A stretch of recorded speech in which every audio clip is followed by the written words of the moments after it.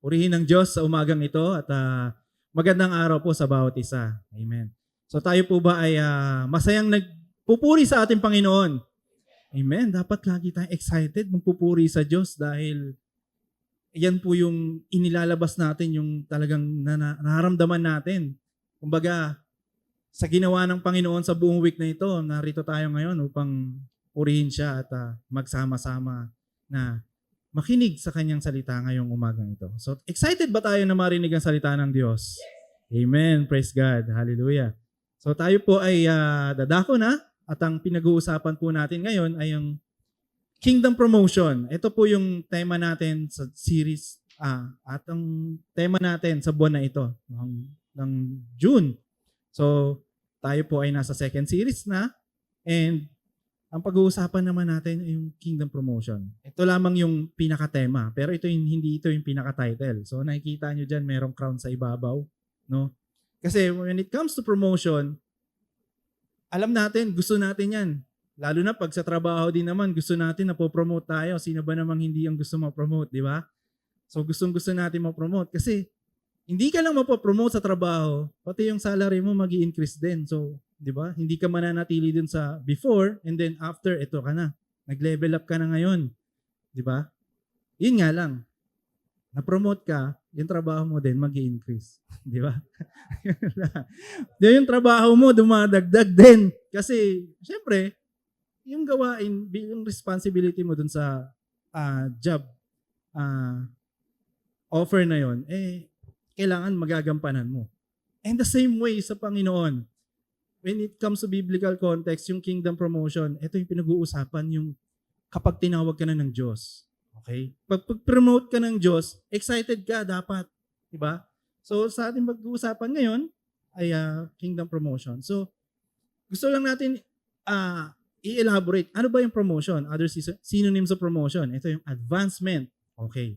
Advancement is yung nag-move forward ka. Hindi ka stagnant. Hindi ka nananatili sa place mo ngayon. Okay? Merong growing or nag-move. Okay? Ascent. Okay? Ito yung umaangat.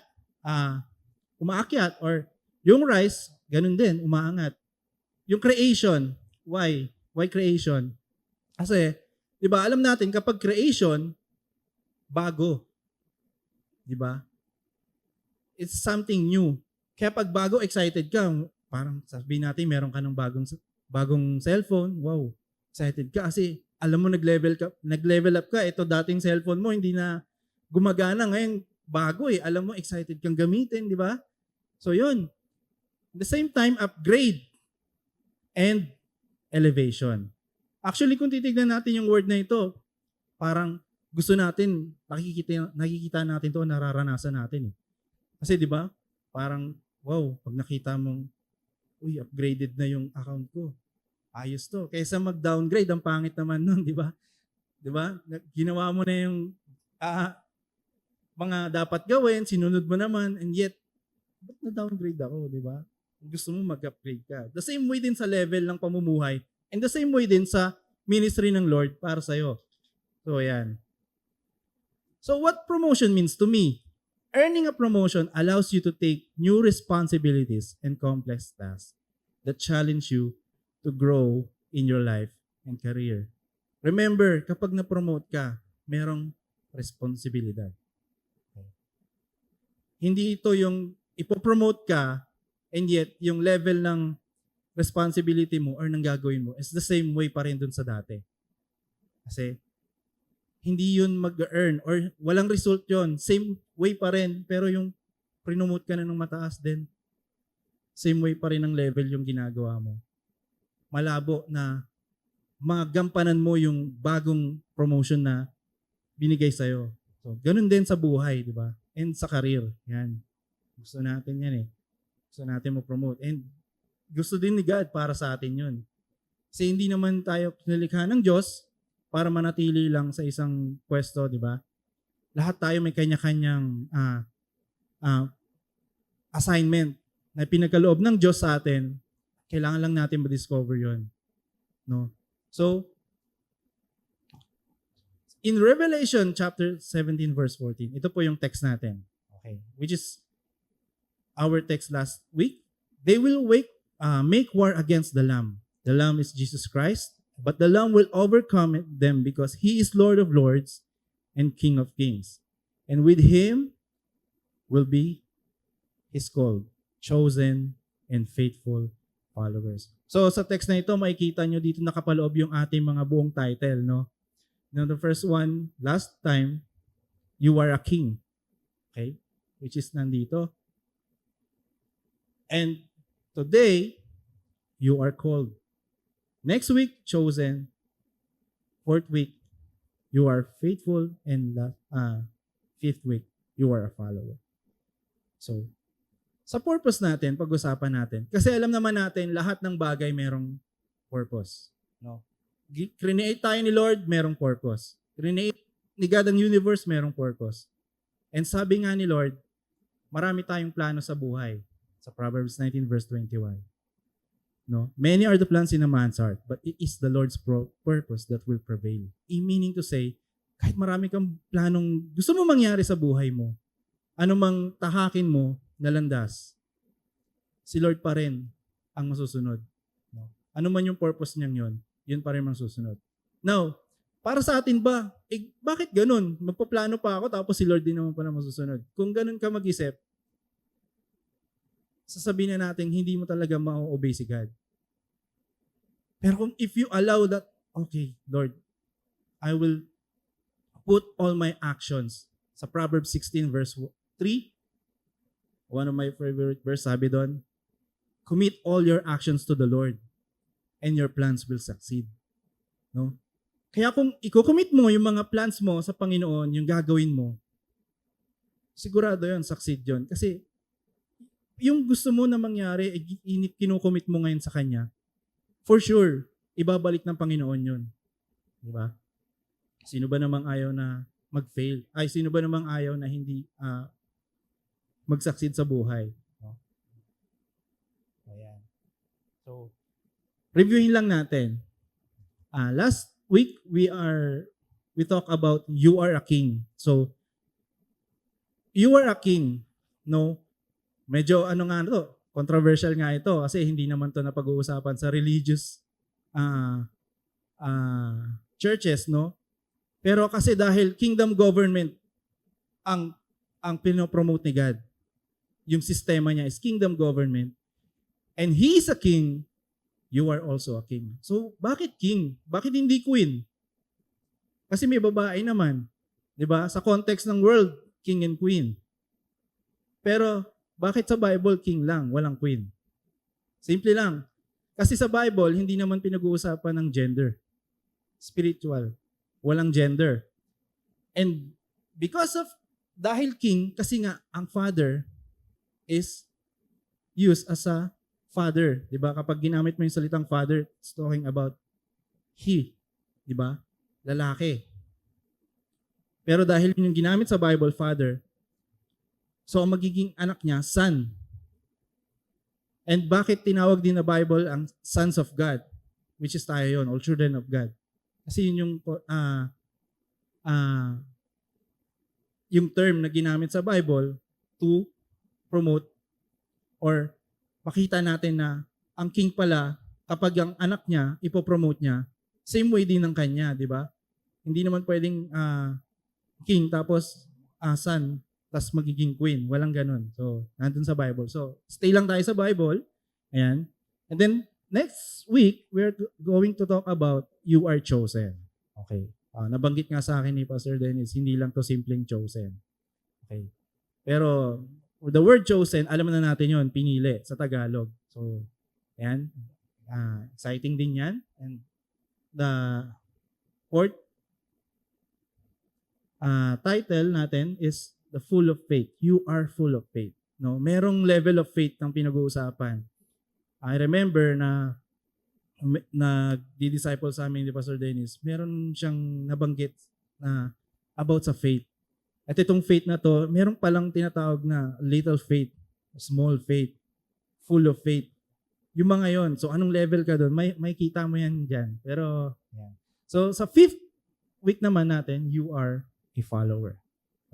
A follower, hindi yung nagpa-follow ka lang like the multitudes. But a follower of Jesus, na ginagawa kung ano yung ginagawa ni Jesus. Okay. Ayan. So today, we're going to talk about you are called. You are cold sa Tagalog. Sa ibang term, malamig daw. You are cold. Ha? Hindi yun yung nanlalamig ka. Pero ikaw ay tinawag. No? Kaya kapag tinawag ka, no, gawin mo agad, sunod ka kagad. Kasi alam nyo, kapag tinawag ka at hindi ka nag-take ng action, nade-delay yung calling. Diba? Diba? Example na lamang, kanina, kung tinawag ako ni Pastor Dennis, hindi agad ako umakyat. Siyempre, nade-delay. Umaandar yung oras, maraming nasasayang. So, yan. So, calling primarily refers to God's initiative to bring individuals into a relationship with Himself and to participate in His work. It's a call to salvation, discipleship, and the unique purpose God has for each person. So, yan yung pinag-uusapan natin. Hindi lang naman ito about tinawag ka ng Diyos sa isang reason lamang. Marami siyang plano para sa'yo. And iba-iba tayo ng calling. Remember. Okay? So, kung ano man yung calling ng God sa'yo, ni Lord sa'yo, pakinggan mo lang at sundin mo yon. Kasi, alam nyo, there's a great reward kapag inobey natin yung calling na ibigay ng Panginoon. Okay. So, sa ating first point, ayan. Called ones are God's choice. Okay. Ulitin po natin. Called ones are God's choice. So, meaning to say, si God mismo yung pumili para dun sa taong yun na tinawag niya. Okay. Now, there are some na merong tinasabing volunteer. Okay. Yung tinawag, yung called ones, and yung volunteerism ay magkaiba. Okay? Yung called ones o yung tinawag, it is a lifelong commitment. Pero yung volunteerism, ito yung pag gusto lang nila, gugustuhin lang nila. Pero pag ayaw na nila, magkukwit sila. Okay? Kasi nag-volunteer lang naman ako eh. So, bahala na. Kung ayoko na. Pero yung tinawag, it is a lifelong commitment. Ito yung pag-uusapan natin yan. Sinabi dito that they will make war against the Lamb, but the Lamb will overcome them because He is Lord of Lords and King of Kings. And with Him will be His called, chosen, and faithful followers. Yeah. So sa ating mga tinawag, o yung tinawag ng Panginoon, aba,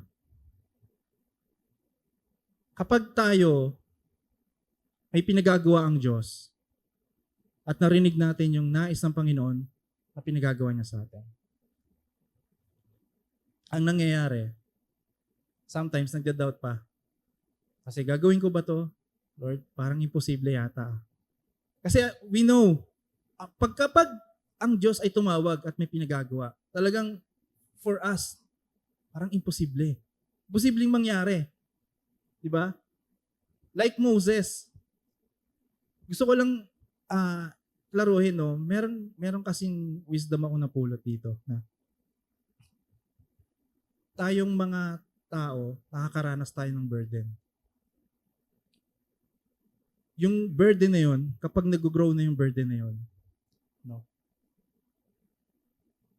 Kung tinutungkulan man it's about leadership or in the ministry, pag meron kang daladalang heavy burden, or even in your personal life, we think na yung burden is very negative. Kasi parang ang pahirap eh. May burden ako eh, ang bigat. Masyadong mabigat, parang hindi ko kaya, di ba?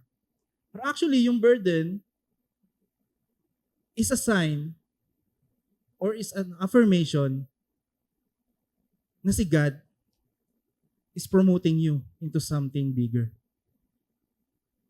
No?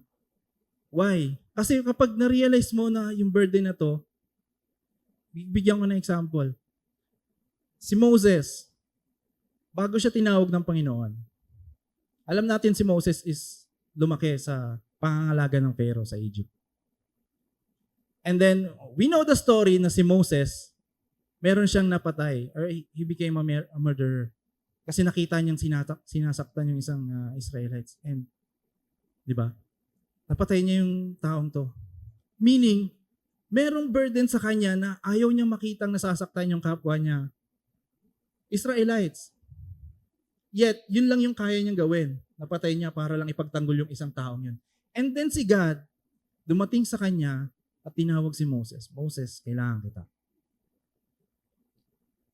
to lead the Israelites out of Egypt. Though alam natin si Moses nag-complain, bakit ako? Di ba? Hindi ako marunong magsalita. Ayan. Nagko-complain. Meron agad reason. Nagbigay agad ng reason. And yet, because of that burden na meron siya, nakita ni God, pinopromote siya ngayon. So anong nangyari?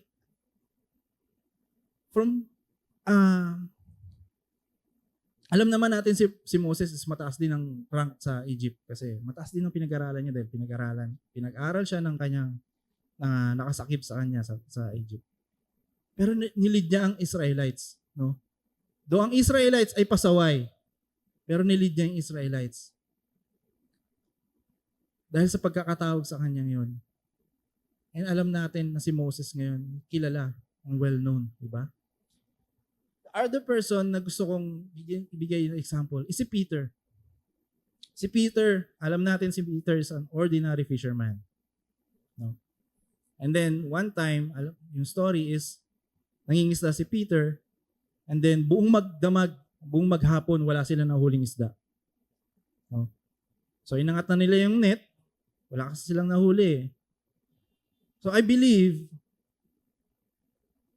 kung pag-aaralan yung buhay ni Peter, si Peter kasi ay lumaki na talagang expert na sa pangingisda. Dahil ang tatay niya rin naman ay yung kabuhayan. So kasama niya doon, tumanda siya, ganun din yung kanyang trabaho. Then one time, wala sila nahuli. So, possibly, malulungkot si Peter kasi alam niyang wala siya maiuwi.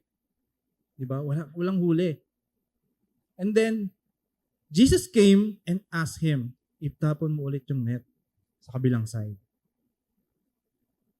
Walang pagtatanong, ginawa ni Peter yon. Then after that, nung inakyat niya yung net, napakaraming isda at tuwan-tuwa siya ngayon. And then, at that point, inas ni Jesus Christ si Peter. Or tinawag niya si Peter. Follow me and you will become fishers of men. Pansin natin doon, walang pagtatanong, inobey niya agad si God. He allowed his will to follow the will of God for him. And then what happened? From fisherman, he became one of the great and bold disciples of Jesus. He's a well-known na. What I'm trying to say is, if you are being called by God, merong pagtawag sa iyong Panginoon, huwag ka mag-hesitate na gawin ito. No? Kasi na-remember ko din, sinasabi ni Pastor Dennis before, na merong great burden sa kanya. At that point, na-realize ko na, yun. Yun yung time na ipopromote ka ni God. Kapag nakaramdam ka na ng burden.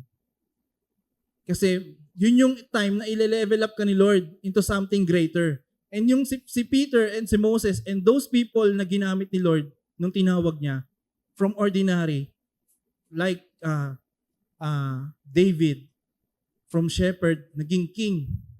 Diba? Joseph, from prison to prince. Lahat ng yon, ng mga taong yon. And for us, na tayo din na tinawag ng Panginoon at niligtas ng Diyos, meron tayong assignment. And I believe, kinakausap tayo ng Holy Spirit ngayon. Kung ano man yung bagay na sinasabi ng Holy Spirit sa heart mo, then follow it. Kasi, if you delay your calling, then someone will suffer. Okay? Kasi, ang calling na pinagagawa sa atin ng Lord, hindi para sa sarili mo lang, kundi para sa iba. Diba? So, tinawag tayo ng Panginoon to make disciples. Okay? Kaya tayo merong discipleship kasi yan ang programang binigay sa atin ng Panginoon. Hindi lang tayo masave, kundi magkaroon tayo ng discipleship. Mag-grow tayo spiritually, yung character natin mag-grow. And at the same time, hindi lang manatili ito sa atin, kundi ma-share natin ito sa iba. Okay? And also the called ones has evidence of life and anointing. No? Hindi lang God's choice, but also evidence of life and anointing. And the greatest example we have here is Jesus Christ Himself. Sabi sa Acts chapter 10 verse 38, and you know that God anointed Jesus of Nazareth with the Holy Spirit and with power. Then Jesus went around doing good and healing all who were oppressed by the devil, for God was with Him. Kasi sa time ni Jesus talagang malala naman din na nangyayari. Hindi na yun bago sa time din natin nangyayari. Sa time ni Jesus pa lang nangyayari na din. Meron mga sinasapian din, no, pinahihirapan ng diablo, no? But God, no, preaching the kingdom of God sa mga tao and then healing the sick, cast out demons, no? Cleanse the lepers and nakikipag kaibigan sa mga sinners. Nakita natin yon. And yet, those religious people, those who are thinking na self-called leaders, no, thinking na pinopromote nilang kanilang sarili. If God is with kung wala ang Diyos sa buhay ng isang tao, lahat ng gagawin mo is powerless. Okay? Lahat ng gagawin ng taong yun is powerless and meaningless. Okay? So, the same thing, dahil Jesus Himself nag-obey sa will ng Father, pinakita niya sa atin yung example na ito yung dapat na sundin natin as a believer of Christ. No, hindi as a believer of Paul, hindi as a believer of kung sino mang disciple ni Jesus, but we are a believer of Jesus. So kung ano yung sinasabi ni Jesus Christ at anong ginawa ni Jesus Christ, yun din yung ating ginagawa at gagawin. Amen? Dahil yun naman talaga ang mahalaga. Kung anong sinabi ng Panginoon, yun ang masusunod. Amen? So, okay. Gusto ko lang din tapusin, no, na makita natin na ang pagtawag ng Panginoon sa atin dito sa 211 Ministries. Makikita natin, every Sunday, tayo lang din naman nag-uusap. Pero alam ko marami nanonood sa atin online. Siguro malalayong lugar yan. And sabi nga, if we seek the kingdom of God and His righteousness, all the things that we need will be added unto us. So I believe God is adding. God is adding. Not now, pero darating ang time, mapupuno din tayo. It doesn't matter yung number. What matters most is the power of God. Diba? Ano man ngayon, kung konti lang ang nakikita natin dito, ang mahalaga dito, yung presence ni Lord nasa sa atin. We obey Jesus Christ. Kasi, tignan nyo, si Jesus, tumawag lang din naman 12 disipulo. And what happened after that? They turned the world upside down. They changed the world. Sa 12 lang yun. Nag-fail pa nga yung isa. Pero napalitan naman. No? And after that, from 12 disciples, napakarami ng disciple. And part tayo ng discipleship na yun. From that time na nag-start si Jesus Christ ng kanyang ministry. So sa atin din, sa gagawin natin, let's continue. Huwag tayong mawawala ng hindi tayo dapat matakot, di ba? Dahil yung fear na yan, hindi yan emotion, it's a spirit. Kaya i-rebuke mo na yan. Pag nakakaramdam ka ng takot or nakikita mo natatakot ka sa mga bagay na pinapagawa ng Panginoon, huwag ka matakot. Okay? Because Jesus said, I'm with you until the end of the age. I will not forsake you. No, I will not leave you. So, let's continue as a believer of Christ. Patuloy tayong maging faithful at yung pagkakatawag sa atin ng Panginoon, unique yun. No? merong great reward after that kapag inobey natin si Lord. Kaya, purihin ng Panginoon sa umagang ito. Hallelujah. So sa ating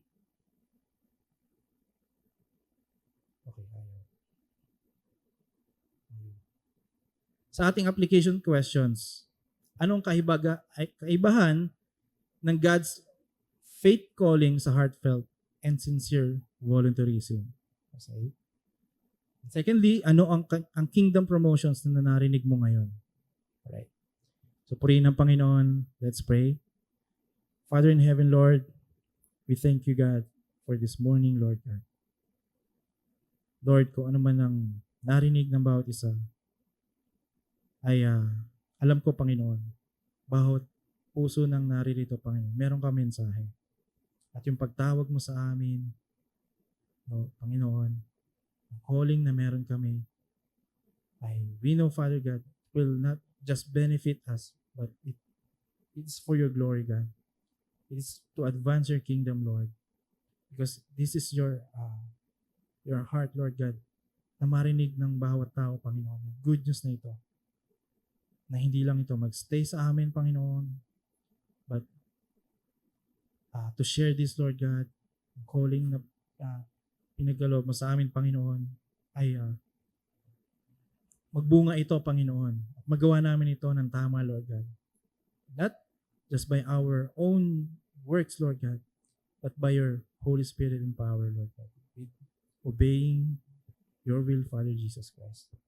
Lord, we thank you for today. We honor you and we glorify you. We give you thanks for everything that you have done. At sa lahat ng mga gagawin mo pa, Panginoon, sa lahat ng iyong mga biyaya, Panginoon, even sa mga kagalingan, Panginoon, we receive this, Lord God. We are healed, we are restored, we are empowered, Lord Jesus Christ. We claim this, Lord God, in your mighty name, Lord Jesus Christ. We pray. Amen and amen. Praise God. Hallelujah.